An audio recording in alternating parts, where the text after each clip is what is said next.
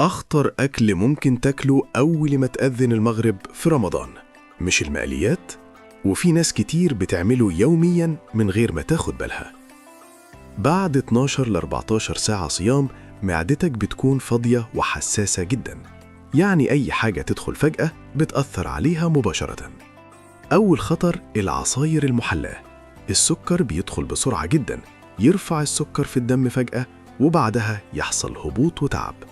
تاني خطر الحلويات على معدة فاضية، كارثة صغيرة بتحصل في جسمك، سكر عالي زائد تخمة زائد كسل بعد الفطار. الخطر الثالث المقليات، ده ضغط مفاجئ على المعدة وبيسبب حموضة وانتفاخ بسرعة. ليه ده بيحصل؟ لأن جسمك بعد الصيام محتاج حاجة خفيفة تمهد له الطريق، مش صدمة سكر ولا صدمة دهون. أفضل بداية تمرة أو 2 زائد مية وبعدها شوربة دافية خفيفة. التمر بيرفع السكر تدريجياً، المية تعوض الجفاف، والشوربة تجهز المعدة للهضم بهدوء. الترتيب الصح يخليك تفطر من غير تخمة ومن غير صداع ومن غير إحساس بالكسل بعد الأكل.